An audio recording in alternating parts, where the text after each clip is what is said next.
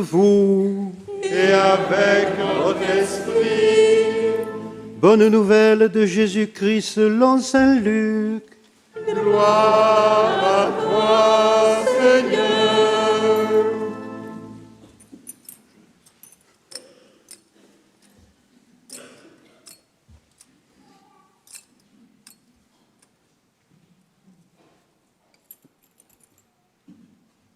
En ce temps-là, les bergers se hâtèrent d'aller à Bethléem et ils découvrirent Marie et Joseph avec le nouveau-né couché dans la mangeoire. Après avoir vu, ils racontèrent ce qui leur avait été annoncé au sujet de cet enfant. Et tous ceux qui entendirent s'étonnaient de ce que leur racontaient les bergers. Marie, cependant, retenait tous ces événements et les méditait dans son cœur. Les bergers repartirent. Ils glorifiaient et louaient Dieu pour tout ce qu'ils avaient entendu et vu, selon ce qui leur avait été annoncé.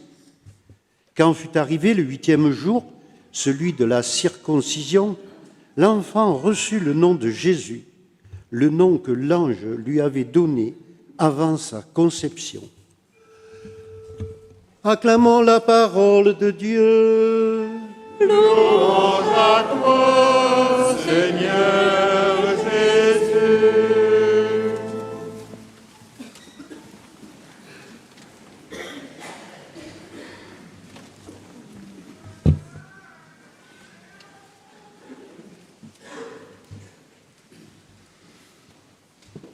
Il est de coutume, au début d'une année nouvelle, d'échanger des vœux.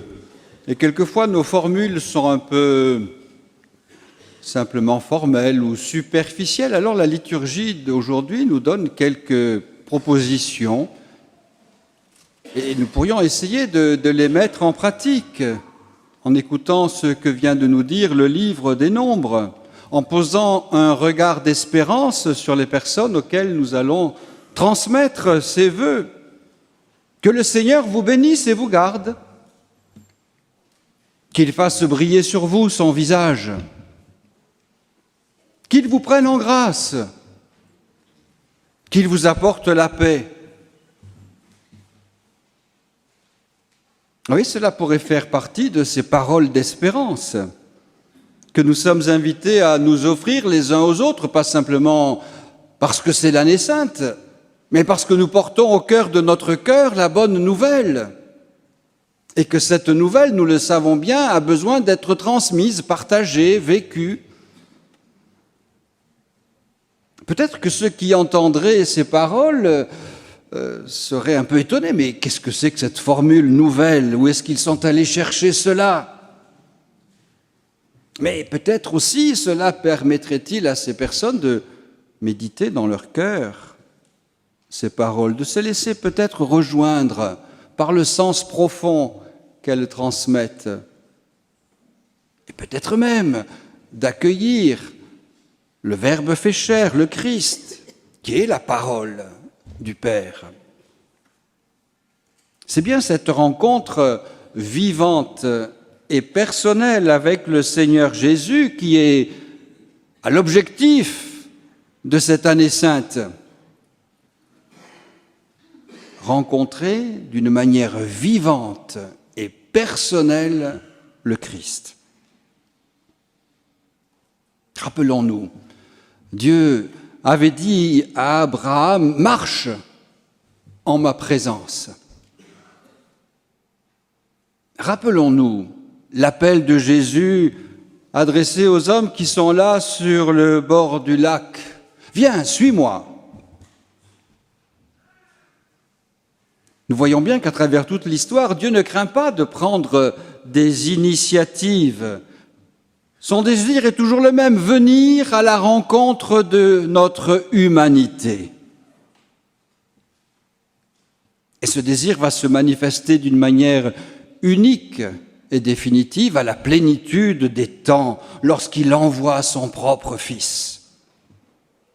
Et ce Fils est envoyé dans notre humanité pour accomplir l'œuvre d'amour de Dieu. Pour accomplir cette œuvre, Dieu qui est tout-puissant aurait pu se débrouiller tout seul. Il a voulu avoir besoin de l'accueil, de la réponse, de la liberté de la jeune fille de Nazareth. Et par le simple « oui » qu'elle a prononcé, elle nous permet à nous aujourd'hui d'accueillir l'auteur de la vie. Elle nous donne à nous aujourd'hui et au monde la lumière éternelle. Alors au moment de nous mettre en marche pour devenir des pèlerins d'espérance, il nous est bon ce matin de regarder Marie, Mère de Dieu. Marie, Mère de celui qui vient pour nous révéler le visage d'amour et de miséricorde du Père. Marie qui nous donne le Fils bien-aimé, en qui nous devenons nous-mêmes des fils, des enfants adoptifs, des héritiers.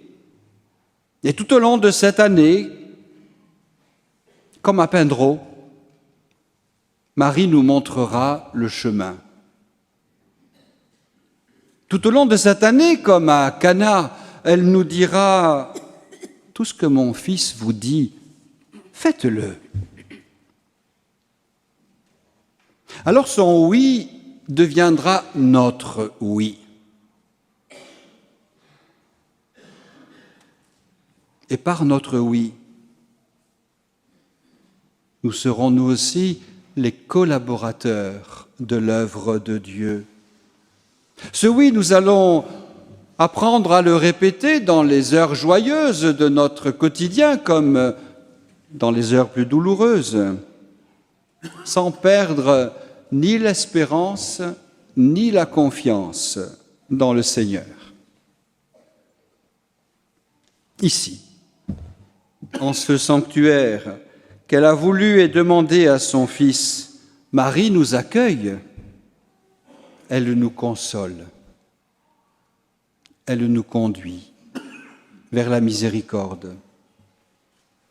Par le beau cadeau de l'huile qu'elle nous offre, elle nous donne le signe de la tendresse, de la douceur de Dieu, de ce Dieu qui vient à la rencontre de notre humanité aujourd'hui encore, blessé, fatigué, découragé, sans but et parfois même sans espérance. Ici, Marie, digne de toute louange, nous apprend à faire mémoire des merveilles que le Seigneur accomplit dans nos vies personnelles. Ici, Marie nous prend par la main et par le cœur.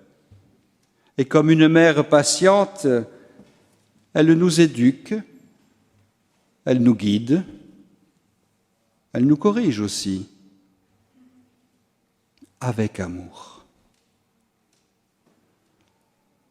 Nous lisons dans les manuscrits que la magnifique chapelle de Notre-Dame de Bon-Rencontre est un rocher qui s'est élevé malgré tous au milieu des orages. Et si vous arrivez finalement à lire la bulle d'indiction de l'année sainte, vous verrez que le pape François nous dit ceci: qu'en cette année jubilaire, les sanctuaires soient des lieux saints pour l'accueil et des espaces privilégiés pour susciter l'espérance. Il devait certainement penser à Notre-Dame-du-Lot. Accueillons donc Marie chez nous. Chez nous, c'est-à-dire dans notre vie personnelle, mais aussi dans nos familles. Et nous découvrirons auprès d'elle la joie d'une écoute obéissante à la parole de Dieu. Nous apprendrons d'elle le bonheur de collaborer à l'accomplissement du dessein d'amour et de salut dans le temps qui est le nôtre. Et nous chanterons avec elle les louanges du Seigneur en rendant grâce pour la fidélité de Dieu.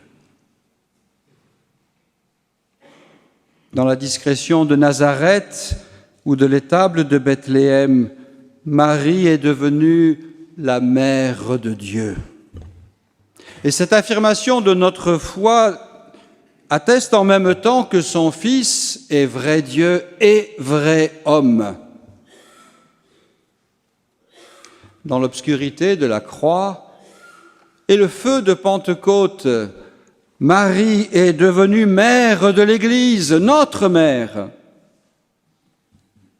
Et tout au long de son chemin de vie, Marie a appris à être mère.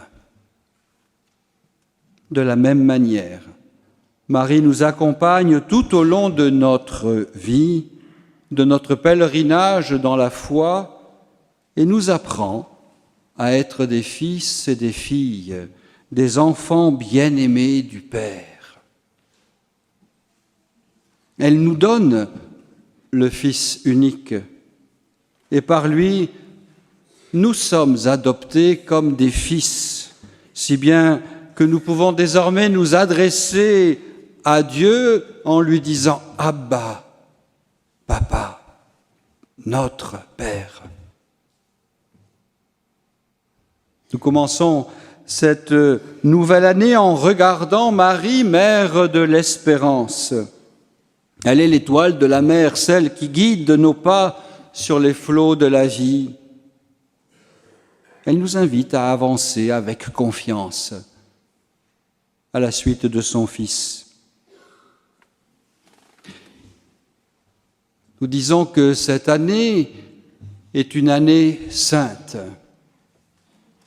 Mais cette année sera sanctifiée par la redécouverte de notre dignité et de notre vocation d'enfants bien-aimés du Père, d'héritiers du Fils, de témoins et de ferments d'unité dans l'Esprit.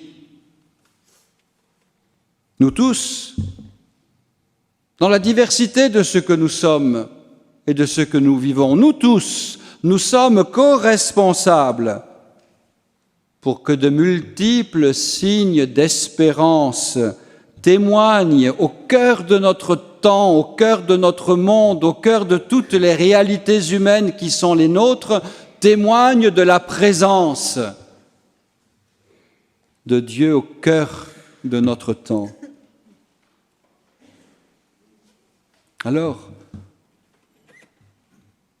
souvenons-nous de ces belles paroles de Saint Bernard, méditant sur la maternité de Marie et sur les grâces reçues par Marie pour accomplir la mission qui lui est confiée, grâce aussi qu'elle reçoit pour nous, puisqu'elle est notre mère, elle nous partage ses dons.